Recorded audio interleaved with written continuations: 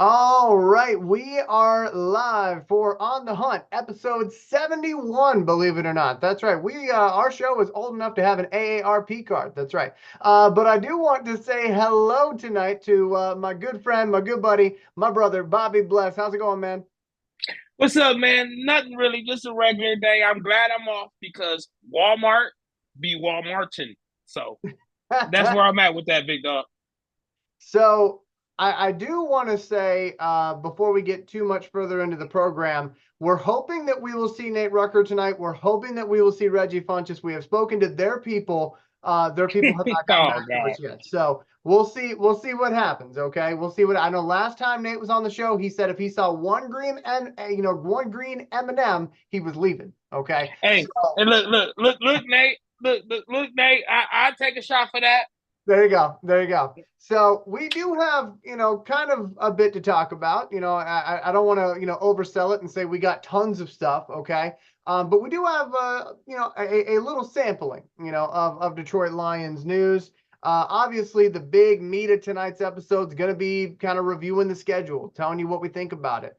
But before we do that, I got to check on my control side and make sure things are, working right over here. So, Bobby, I know that you got a Hutchinson jersey on right now. What's been your latest purchase as far as Lions memorabilia, my friend?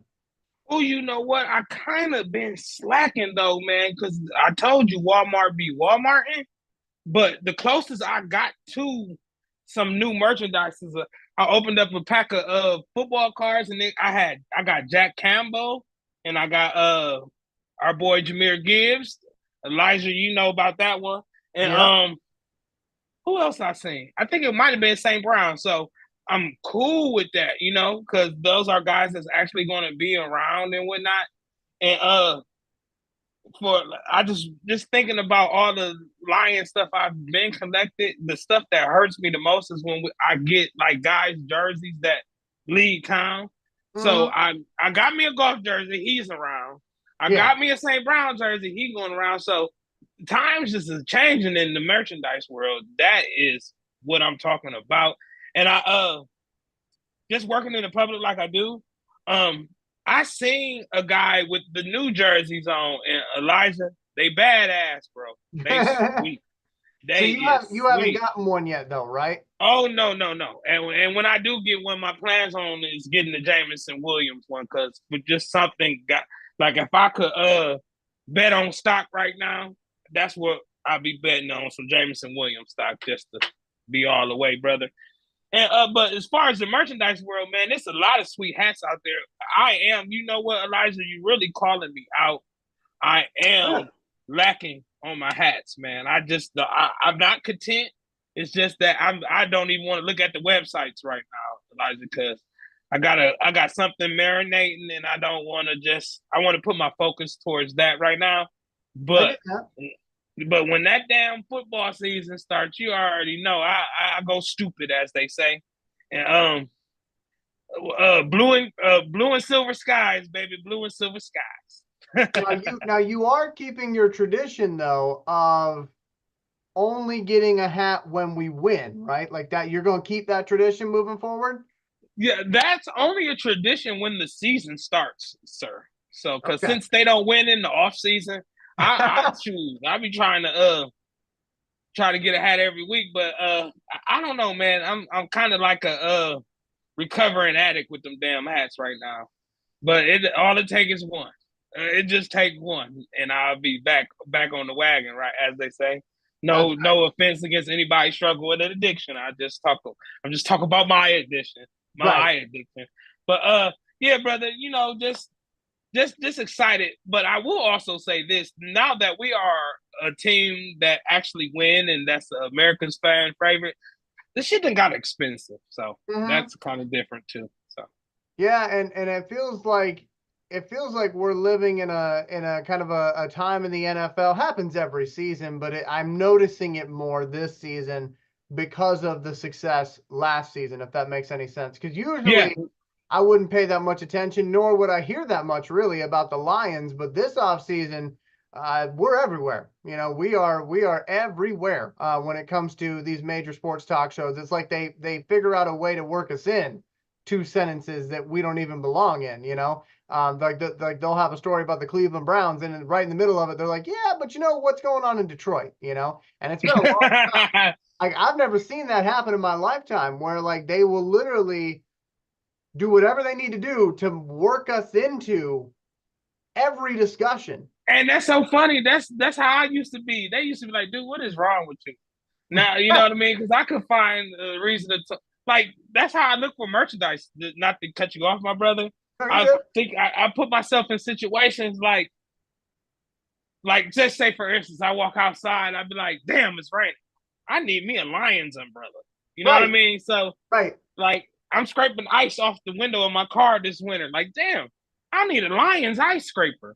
So I do the same thing. It's bad, bro. But yes, I'm loving it actually. It was so funny because when you said I need a Lions ice scraper, you moved a little bit so the camera zoomed in. It was like, damn, and then zoomed in like a commercial. I'm good. You Lions ice scraper. If I'm good, you taught me. If I'm good, you taught me about it. So. But no, I mean we're living in that time though, you know, and it is like, at least from my side of things, and Bobby just told you that, you know, he kind of agrees. It's weird, you know. It feels good, you know. It feels good to be recognized, you know, as a fan base. Like, it feels good that we are not the only ones that love our Lions anymore. But I will say, this is that time of year where a lot of misinformation goes out. Okay. I've talked about this before, having been somebody who has and still does work in media. Okay. I work in radio. I know what this time of year is like when it comes to sports. Okay. When it comes to football, there's not a whole lot to really talk about. Like, you can talk about one of the other leagues if you want to. But if you're a writer for the NFL, I'm not saying you got to make stuff up, but sometimes you tend to exaggerate a bit. You know, you try to find that story, you know, this time of year. I'll give you an example of what I feel is an exaggeration. Okay. They had a story that came out, I want to say 2 weeks ago, that Hendon Hooker was struggling in practice. Then I saw another story that said Hendon Hooker, you know, maybe he might get traded to the Giants. And it's like, okay, I don't know that both of those things can be true. Okay. But if they are, it just seems weird that like that's all happening, you know what I mean? Like right now, but they're trying to make something out of nothing, you know. Hendon Hooker struggling out of practice. He was 7 out of 12 and missed a couple of deep balls. Also, this is kind of like his rookie, you know, I don't want to say mini camp, but this is his rookie camp. You know, he wasn't able to do any of this stuff last year. And right now, it was reported, and I do believe this because it came from the team, that he is getting second and third string reps because Sudfeld is still recovering from his ACL injury. So right now, Hendon Hooker is getting a lot of reps. Okay. So yeah, he might struggle a bit here and there, but I do not believe that it is as bad as, you know, everybody's claiming it is. Another story, which is kind of the opposite end of the spectrum, JMO. Everybody's talking about how JMO is, you know, doing wonders at these different practices. And I do want to believe that. I also find merit in that statement because of what JMO did the last time we saw him on a football field. You know, he, to me, was the shining player in that San Francisco game. I don't know if Bobby would agree with that. Hell yeah. Hell yeah. What they say? Like Steve Austin, hell yeah. Yeah. Or do, buddy. But I felt like that was his moment. You know, that was his arrival on the scene. You know, granted, he had some pretty good catches throughout the year, but I feel like that was the game where people were like, oh, okay. Because if you remember that San Francisco game, Amon-Ra, and this isn't to put Amon-Ra down, but like he didn't have a great game against San Francisco that I remember. They was on him. They know that's the engine, though. You know, I mean, it's gonna come times where they're gonna just literally, hey, do not let this one do nothing, right? Mm-hmm. Make us win with the other guys. So it would have worked, but Josh Reynolds dropping passes on fourth down, don't help it. Right. But so let me tell y'all how that works. Come here. Okay. He ain't talking to us. He just doesn't know he's not muted. That's the best part. Listen. But we do have Nate Rucker joining us on the show tonight. So He's listen. giving out some instructions, I guess. So Don't snitch on so listen, you owe me $10. Okay. Oh, okay. Because Nate. so they got to charge $25. Damn. Yeah. We're getting all the gossip right now. We're just gonna sit back and let it happen. There we go. They said he gonna Nate, cheat. my friend, we can hear everything you're saying. Last Sunday, but nobody. Oh, them the boys. Yeah. See, yesterday, I I forgot know. to I yesterday. know. Yeah. It's I'm true. like, what was the reason why we stopped selling hookahs? I wasn't selling myself. Like, I'll make them. I'll sit out here all night. You know, I'll post the shop out here. Let him know we can hear him. Hey, Oh, Nate, we can hear you. We can hear we're getting the inside scoop. Yeah, hey, let me borrow 5 of that 10 for sure. I'm gonna need 5 of that 10. It's a different type of podcast. It's the discomfort at the comfort zone. But anyway, but Bobby, JMO, obviously he's getting some love. I know you really like JMO, as does everybody on this show. So what are you thinking about that? I'm just glad that you know, you hear good things, you know, because no news in his case is not good news because as far as development. But Dan Campbell, as we come to know him, he don't BS. So if he's doing well, if he says he's doing well, he's definitely doing well. So the question is, what has he learned new, and how quick will it be for him to put it on the field where we can see it in action? You know what I mean? Put him in the damn thing. For sure. And deposit him in the ATM. Yeah, who about to put them in? How's it going, my friend? I was there for so long. What up, though?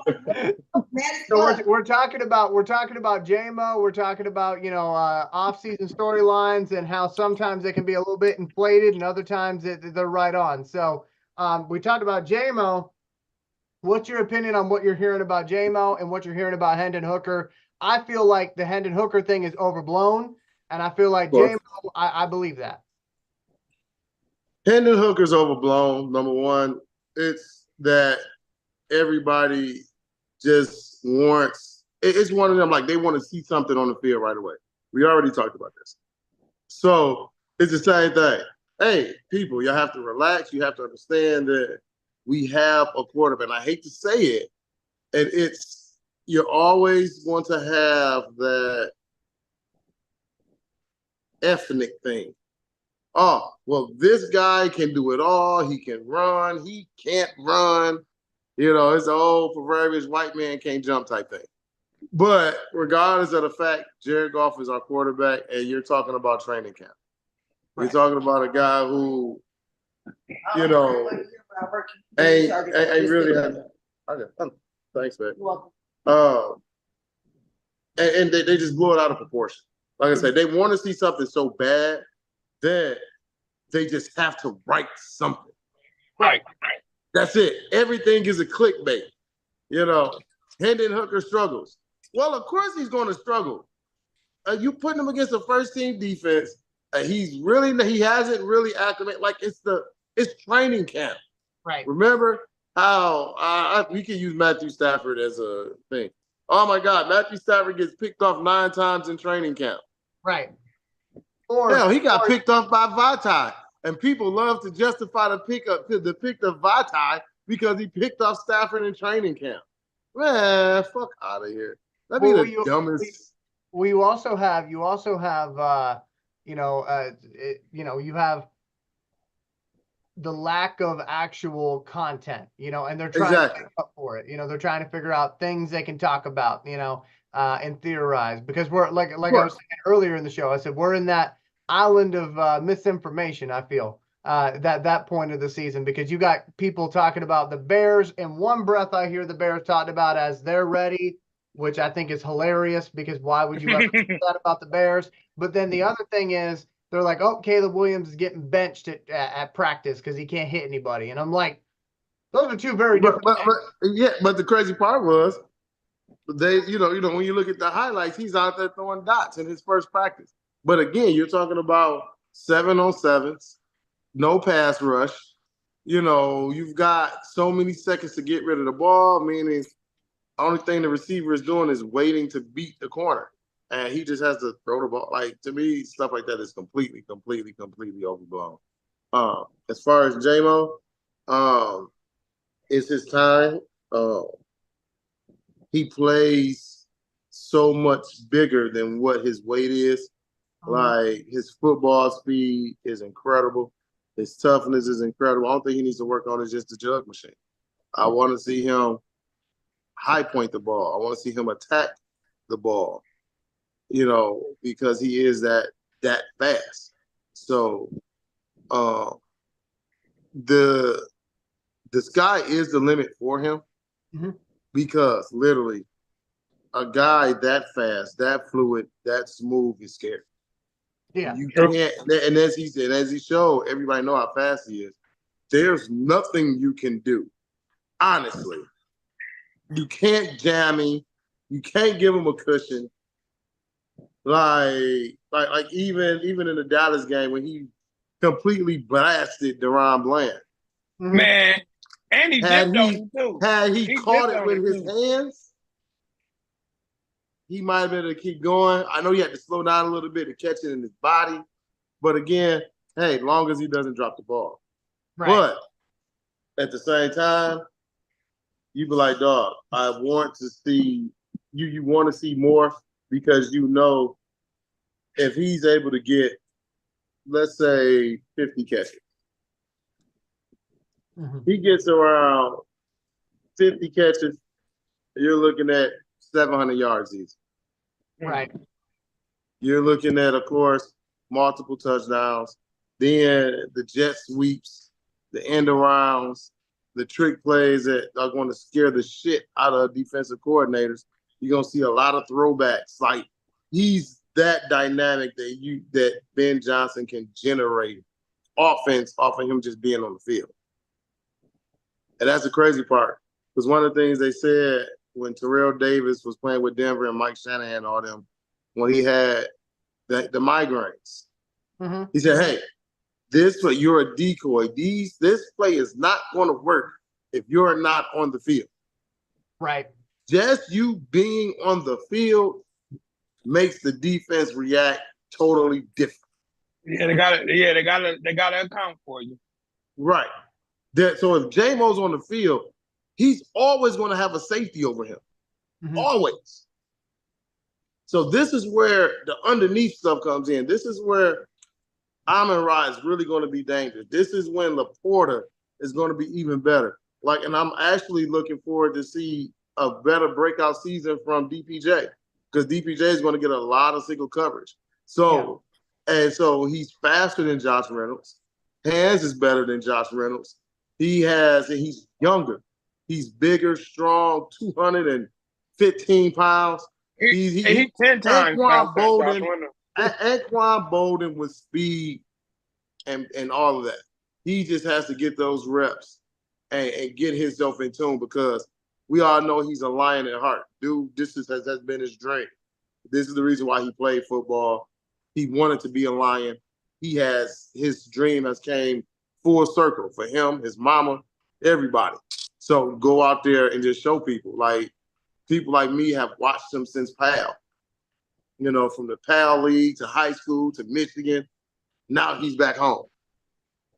So, just get out there and make some plays, man. And J-Mo is going to be a key to that entire offense because it makes everybody that much more dangerous. Nate, would you agree that J-Mo's coming out party was against San Francisco? Hell yeah. I don't think he really had it yet. No, that was, I won't say that was his coming out party. It just made people say, okay, this is against a very good defense because earlier in the season, remember he had the game. I think he had 5 or 6 catches. That to me was his coming out party. He took the hits. Got rolled up, got up. Still went back on the field, still played. And if I'm not mistaken, that was a Tampa Bay game. Okay. And not only that game, he had the big block. He escorted David Montgomery to the end zone. That was definitely it because they were on the left side and they were trying to get the angle. and here comes J-Mo blasting down the field, taking him and the safety out for David Montgomery to score. Like I say, but that game he had like 5-6 catches. So to me, that was his true coming out party where you got to see, hey, I am a Lion. I'm gonna get out here. I'm gonna catch the ball. I'm gonna block just like everybody else do. Like don't let my small frame fool you. I'm physical. And that to me, that was the coming out. Okay. Yeah, I guess I look at the San Francisco game because of the multiple touchdowns.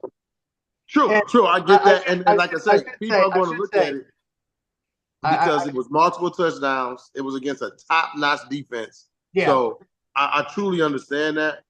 But I'm like, when I look at where he's been trending, up. Yeah, San Francisco was huge. But I think that Tampa Bay game is what literally everybody was like, okay, we see what this kid really got. Now we'll love to see him do it against a better defense. But people got to remember, Tampa Bay at that time was a top 10 defense. Right. So different type of question regarding JMO and Bobby. I want to go to you, and then I want to go to Nate, because I know what I think on this, and I'm pretty sure I've already shared with y'all what I think about this. But like, this is year 3 for JMO. You know, we know that the contract for JMO, I believe, is 4 years. I don't know if it has a team option for a 5th or not. I'm not sure on that. I think it does. I know this is the 3rd year of that contract. Now, he had 1 year stolen from him due to recovering from injury, and then he had last season. Would you say, Bobby, that this is a very important year for JMO in his own individual career? I mean, we know it's big for the Lions, right? But like, is it big for him individually to make sure that he gets his catches, make sure that he gets involved, and make sure that he stays healthy and stays on the field? Okay. I'm gonna say yes, but the main thing is what my boy Nate always say, your best ability is what, Nate? Your availability. Okay, so being that he's not injured, not suspended, he's getting a full off season. So now with a full off season, it's kind of like he got no choice but to ball. But I don't feel that way because I'm rooting for him. But yes, I just in the standpoint of how you asked the question, Elijah, I would have to say yes. Okay. But I don't want him overdoing it. Just bring it how it comes. Just get it how it comes. Don't force it, because that's what I don't want him to feel like his back against the wall and he got to do this superhero stuff to win the game or to stay in the league or stay with the Lions or earn that 5th year contract, because all the first rounders get that.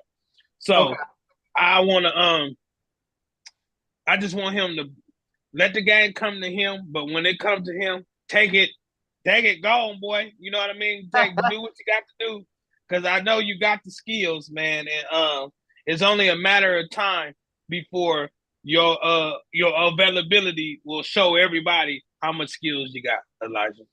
And before I go to Nate, I just want to bring up, I think Bobby made a good point there, that, obviously we're hoping that that's, not something he's, I don't want to say afraid of, but, not something that he's constantly thinking about. I get that. I guess the way I look at it, Bobby, is I just know, I know how those corporate negotiations go. Now, I've never been involved in an NFL corporate negotiation, but I've been involved in corporate negotiations. And they look for any reason not to pay you. And if he doesn't have a good year this year, or has a, for lack of a better term, mediocre year, then they're going to go back and look at last season and they're going to say, well, why was he successful? Oh, because he was coming in with 6 less weeks of wear and tear than everybody else was out there. Because if you remember, the way that he came back into the fold, there were already players who have been playing for quite a long time in the season. Because y'all, you guys. He only missed 2 weeks. Remember, the NFL reduced it. But I'm just saying, you guys and me were both talking about the fact of, we get a healthy JMO back. He's going to be able to run. He doesn't have as much, wear and tear as some of these other players that have been there. So like that's what we were all kind of hyping up last season. But again, I'm just looking at it as, is this a monumental year for him?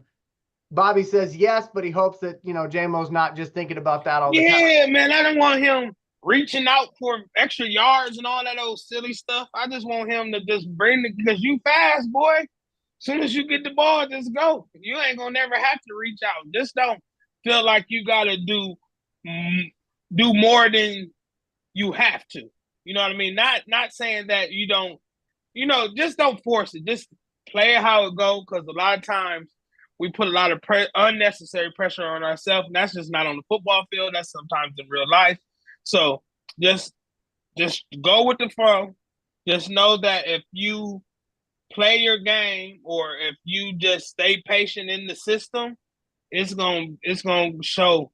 It's gonna show. It's gonna be hard to keep a guy that super fast down.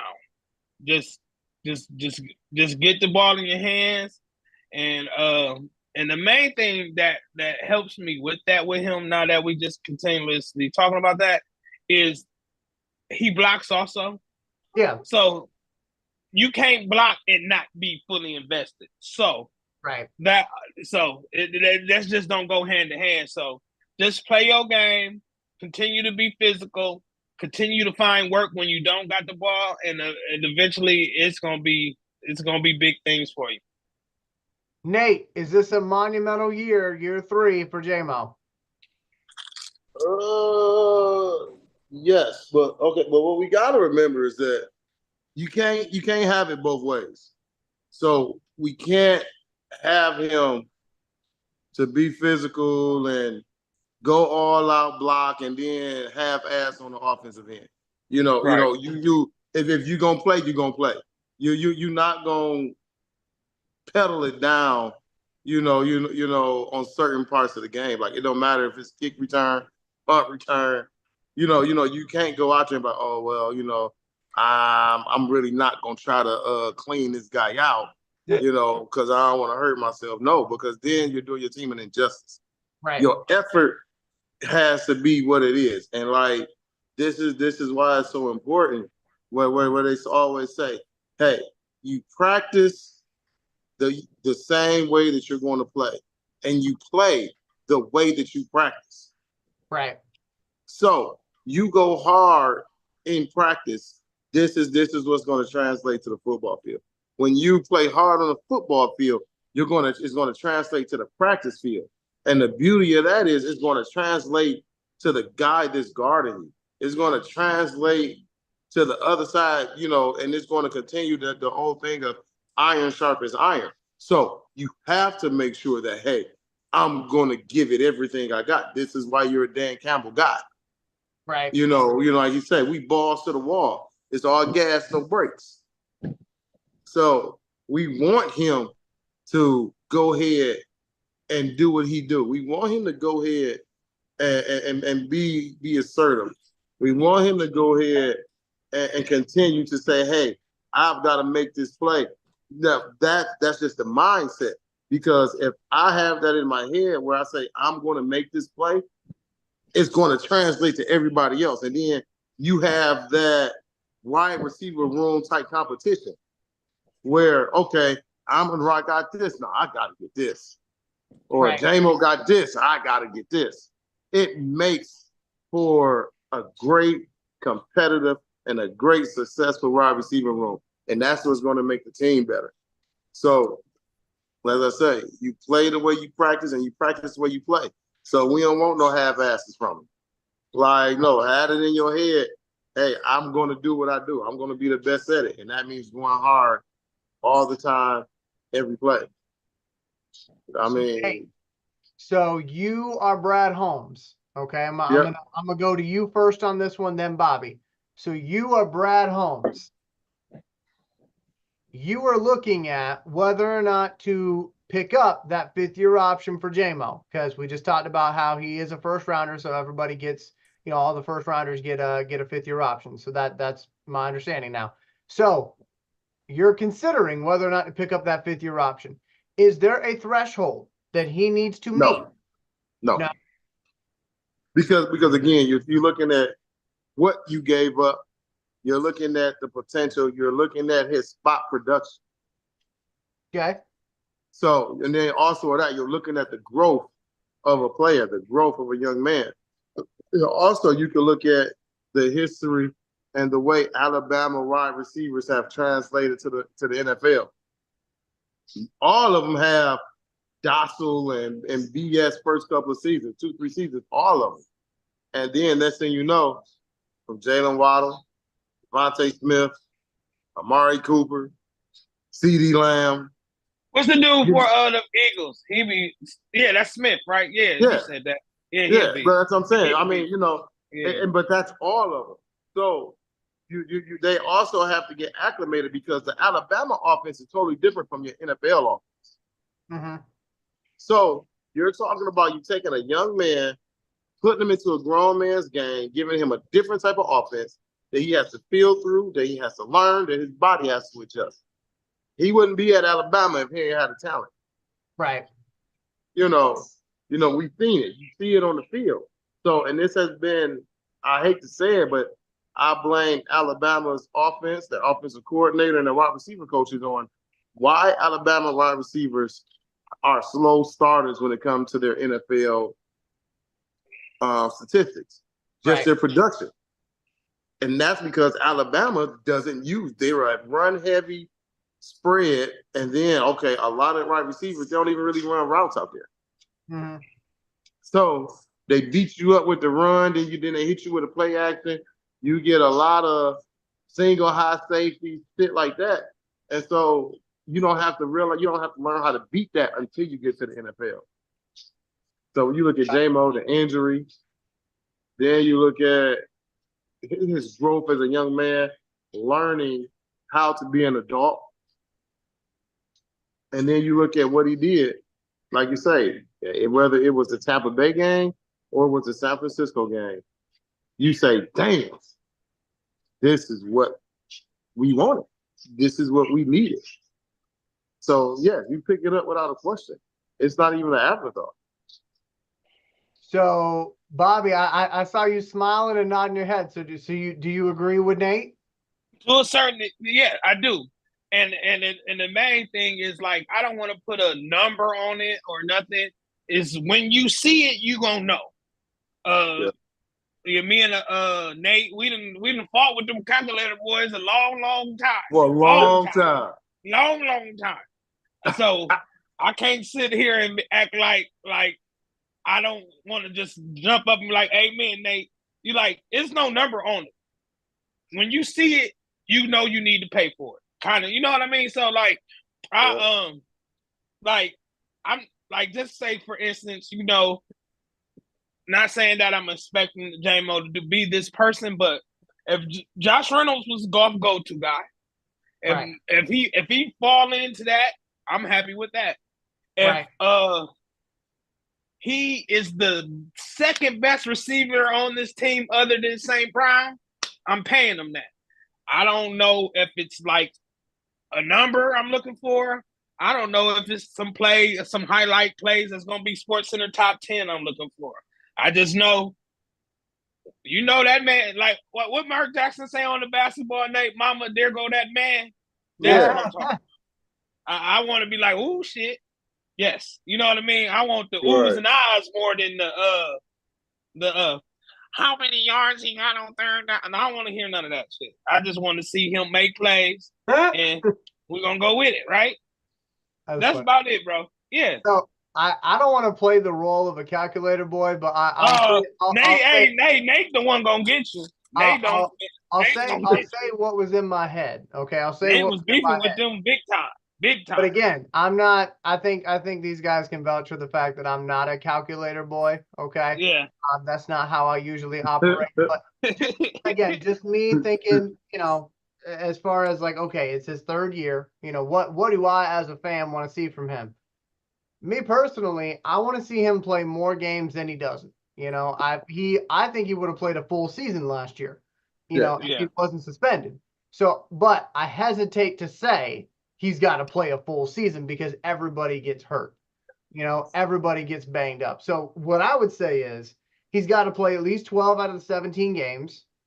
and I got to see him get 700, 800 yards receiving. I'm not going to talk about rushing yards because he's a wide receiver. I know he's going to have his moments to run the ball, but that's not something that I'm going to base his entire contract off of. We know he can block. We know that the team, likes him, that he's out in the community. He's one of the ones that, is out, even in the parts. He's actually got a camp coming up as well. Okay. But I'm just saying, like, he is somebody who, he goes to all parts of the community, even parts that other people won't go to, and I'm just being honest. He was on Mac in 75.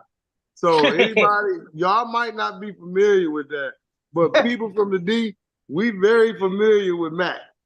But I'm just saying, he is somebody that checks all of the boxes. But for me, what I want to see is true wide receiver 2 production level. That's what I want to see.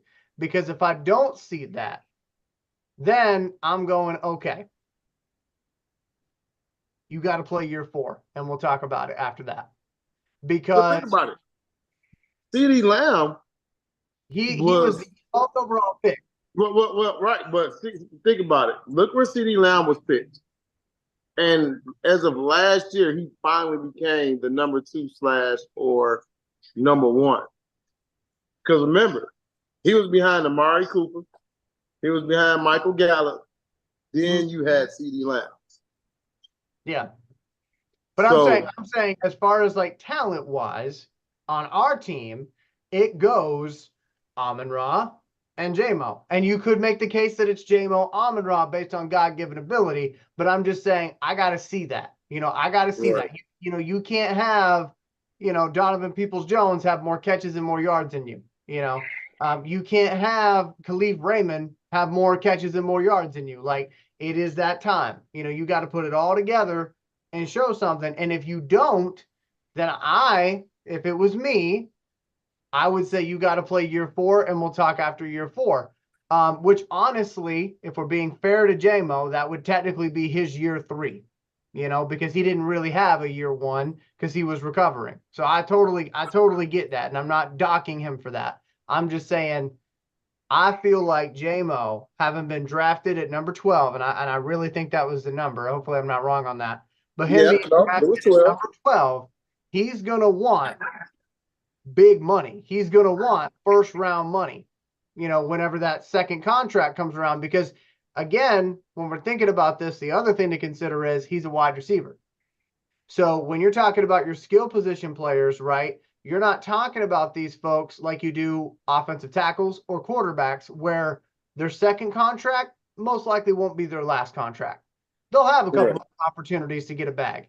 This is his opportunity to get a bag. And so that's why I'm saying for Brad Holmes and them, it's like, okay, I know they love to take care of their own.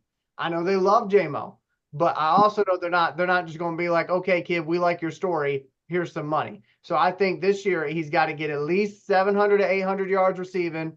He's got to be that true number 2. He's got to be that true number 2, because I see Amon-Ra getting over 100 catches again and over 1,000 yards receiving. Yeah, but I just want to add a little caveat with that. With Josh Reynolds gone, it's more passes out there to get received, to shoot receive. And that's another reason. That's a golf go-to guy. So I want to throw a little bit of that onto what he has been able to do so far. Right. Because when the game on the line, Jared Goff throwing it to Josh Butterfinger ass Reynolds, and we ain't get to the Super Bowl. So I want to see what he do. Okay. Right. It is so crazy. You know what pissed me off is that they say with each other, oh well, what up? You ain't scared me. What, please? No, I was scared. Don't say I didn't. I just watched it. I'm my periphery. That makes sense. It's impossible to scare me. Yeah, hey, Alpha said, "Come here." All right. Yeah, but you ain't got to, Yeah, I'll be up there in a minute. What was I about to say? Josh Reynolds. Yeah, because they wanted to blame it on Dan Campbell, and my thing about that is that it was working after he caught the damn ball. It worked. It was the same. He coached the same way since he's been here. the same way that got us here, the same way that changed the team, the same way that got us up 21-0, the same way. The same plays were called. The only difference was the player did not live up to the moment and the pressure bust his pipe. That's all it was. It had nothing to do. Dan Campbell didn't get his pipes bust. Dan Campbell still had so much faith into you that they came back to you again. I agree. So, I agree. you know, it's like, damn. So yes, we were 2 catches away from The that Super Bowl. Fact. So not only that, like you look at it was just a bunch of crap. Like Vildor getting hit in the head with the damn football. That was so well. And was IU so well catches played. touchdown off of it. Like that was some old Three Stooges type shit. Some old, like dog. That shit bounced off the goddamn. Hey, listen, I sort of wish he didn't have a damn visor in it. Because if he didn't have a visor, it probably would have stuck in his damn helmet. Yep. That would have been something right there. But we got time for one more topic, and what we'll do, I know everybody's asking about like the schedule, right? So we're going to cover the schedule as its own show, okay? Because if we try to cram that in right now, I don't have the time, and I don't either, and I'm at work. And we're gonna have something special too coming up soon too with this whole little setup too. Me and Elijah and Nate working on. We ain't told you yet, Nate, but you agree with it. As usual. Yeah. We gonna get back to the prize giveaways. We're gonna get back to the incentives. So some other things. Y'all just gotta pay attention, man. Y'all just gotta pay attention. I just got another house. Y'all just gotta. Damn, you rich as fuck, man. So now you got 2 or you got 1? 2 houses. 2 big ones, probably. And he's not. Only one big one.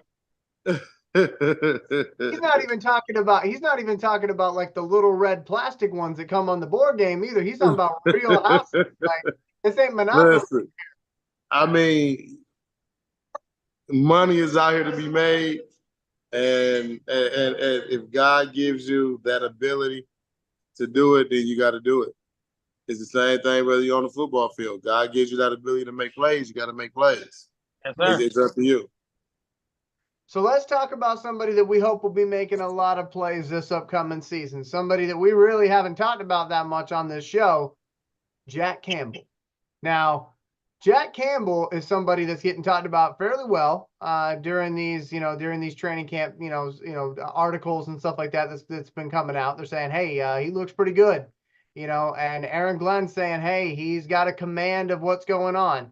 So Jack Campbell, I feel like, and I know me and Nate kind of got in a little bit of a, not a disagreement, but kind of a difference of opinions because fight. At the beginning of last season, I said, okay, how many games until, Campbell takes the green dot away from Anzalone? Oh yeah, that age bad. And Nate was like, no, that's not going to happen. And you know what? Nate was right. But now we're in year 2. So I don't know whether to pose that same exact question again, but I'm going to pose it like this. How much more do you think we'll see a Jack Campbell as far as being put into like a leadership role on the defense? Let me go to Bobby first. I'm going to say a lot more. He a gamer. One thing I know about Jack Campbell, man, and He always in the atmosphere. He's not really burnt. He's always maybe a step behind because that's more so for his anticipation. But when he sees when he sees it, he go gets it. I like that. I rather calm him down than hype him up. He's like, to me, he's how Gerard Davis should have been. Honestly, more humble, actually well in coverage. But I just want to see him more on the field, of course, because we play a lot of 2 linebackers. We don't get a chance for all of at least 3 guys be out there. So I want to see him more and more. But in Madden, he like Water Boy. I'll be blitzing right up the middle with him on Madden. I believe in you, Jack. Jack, you my boy. Nate, Jack Campbell, how much more of a leadership role does he take in this defense this upcoming season? And I already Not yet. Buddy, I was telling everybody earlier that that you and I had a disagreement about that last season because I was like, how long before he takes the green dot away from Anzalone? You were right on it. You were right, but I'm just asking year 2 now. It's still not yet because you have to look at it because again, it's not like Anzalone is 34, 35 years old. You know, Anzalone has continually gotten better. So Jack Campbell is still learning. He's still learning how to read the pulling guard in the league, how to stop the counter, how to fight through the fullback.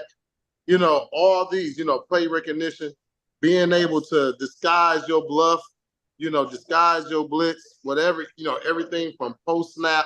This is everything that he's still learning. You know, so I think maybe, I won't say this year, maybe next year, possibly. Okay. But it's going to depend on what Anzalone does this year. Because if Anzalone he playing Pro Bowl ball, that's what I'm saying. If Anzalone doesn't take a step back, it only benefits Jack Campbell that much more. Because a guy, like I say, he moves very well for a guy 6'5", 235, 40 pounds. He moves very well. And when he hits you, you feel it. Right. So, I mean, all that is still coming. That's still learning from, you know, Anzalone. Because when you think about it, if Anzalone wasn't called in the plays, a lot of times you've seen Derek Barnes doing it. So again, the growth of Derek Barnes has come a long way because of Anzalone. So when you're talking about a leadership role, it's just not calling plays. It's about making that guy better. You have to get this guy to understand and help him read the play so that he sees what you see. That he sees what you see. Right. So that's where it all comes together. So that leadership word is so complex. It's just not about that play. It's everything. You know, the terminology breakdown, you know, the audibles, like everything that you see. If you ever go back and you look at film and you see how the way Ray Lewis communicated, this is one of the reasons why I wanted the Lions to do whatever they had to do to get Roquan Smith. Okay. Because he instantly went into Baltimore and took over that mantle of a Ray Lewis leader. He already was there in Chicago. But I'm glad he gone, Nate. Fuck that. Bye. I am too. Thanks. I'm glad he gone because he fucked us up when we played Baltimore. We seen that. But you know, I wanted Roquan Smith so bad because when you look at our linebackers, man, you could have ended up eventually with a Roquan Smith, Derek Barnes, Jack Campbell. And especially when you're talking about against run teams, guide teams that want to be run heavy, man, destroys them. We did pretty good. Did good either way, though, Nate. Yeah. Oh no, 100%. We have, you know, when we're talking about yards per game, we're talking about yards, rushing yards given up. The Lions were a top defense, the number one defense. So, you know, and that's crazy just to show like it can still get better though. That's the crazy part. It's still room for growth. And as Jack Campbell continues to grow and improve, everything else is going to continue to get better. And I told you, you're going to see less of Malcolm Rodriguez. Now he's going to be a special teams guy. Him, Jalen Reeves-Maybin, they brought back CJ Moore so that's where Malcolm Rodriguez should have been in the first place. Right. Hey, you know, we love Rodrigo. But like Kelvin Shepherd said, he's a 6th round pick. Give me a reason not to play him. Right. Hard work only beats talent when talent don't work hard. And what you're saying is that Derek Barnes took that shit personally. Yeah. So let me Personally. ask you one more question, Nate, then. 4-2-5 defense, assuming that's Mhm. what we run again this year, 4-2-5, who are the two on a majority basis? Derek Barnes and Anzalone. So you don't even think Campbell is going to be one of the two on a majority basis? No. Okay, fair enough. I just wanted to ask because, like I said, I know that. Are we sure that's what we What going he with can though? do. We going with the two But linebackers? here's the thing about that nickel that the Lions run. It's not really, there's a lot more of that 3-3-5 in there Okay. than what people pay attention to. It's not 4-2-5. There's a lot of 3-3-5. Okay. So you end up with them three linebackers anyway. And then they also run that NASCAR there that they consider their NASCAR package. You know, where they had the three backers push the speed All the rush. pass rushers, yeah. So Aaron Glenn, this is why, for whatever people, you know, he's always going to be a guy in the scrutiny. Oh, his pass defense was this and that, blah, blah, blah, blah, blah. There's a reason why anonymously he was voted as the best. Right. When you're talking about adjustments, when you're talking about player motivation, and a guy that should be getting praise throughout the league, anonymously, everybody picked Aaron Glenn. Mm-hmm. And it wasn't close. Right. So our fans just got to understand, you got something here. And just, just pay attention. That's all you got to do. So let's go ahead and head to closing remarks, my friends. We'll start off with Bobby Bless. What do you got for our closing remarks, man? Hey, Nate, me and Packer Girl, we coming up there next month. We planning the trip right now in the middle of the month to come see you at your bar and stuff, okay? So, hey, look, just let me know and I'm here. Yeah, I got you. She was talking about it today, and she was ready to make dates official. I said I got to see first, but it's gonna happen. You know it's gonna happen. So sometime next month, I'll be talking to you. Right, I ain't going nowhere. And not even next month. Next couple weeks. I'll be letting you know like exactly what's going on. Hey, like I say, hey, God forbid, God willing, man. Look, I'm here. All right, big dog. Nate, closing remarks, my friend. Patience. That's all we need. Just patience. And our season now coming up is going to be our revenge tour. So now, and we're no longer the hunters. We're the hunted. But the thing about that is that you got to let them know, okay, now, hunting me comes at a price. So and this is what the Lions got to be. Like, look, y'all can come for us all you want to, but if you come for us now, we're gonna tax that ass. So we're like the government. Anyway. Hey, look for sure. Hey, look, DTE will turn your damn power off. Look at So for my closing remarks, I just want to say, hey, 71 episodes in, that is crazy. That is 71 episodes. 71, yeah, 71 episodes is absolutely amazing. So I want to thank my brothers, obviously, Bobby Bless, Nate Rucker, Reggie Funchess. Obviously I love these guys, and so happy to be able to do this, week in and week out. Even the weeks we miss, it's for good reason. It's not like we're just missing because we're missing. Right. I really appreciate all of them, and I appreciate all of y'all who tune into this show and watch it, and hear our opinions, and keep track of the things we say. I greatly appreciate that because usually it benefits me. So like I said, I appreciate everybody tuning in tonight. We had a bunch of comments that came in. I didn't get a chance to read all of them, but I just want to say thank you for all those comments. And hey, for the number one line, I know. Go ahead, Nate. Oh, so look, let's make sure, man, before we go, we want to make sure that we shout out like our most our most consistent fans, man.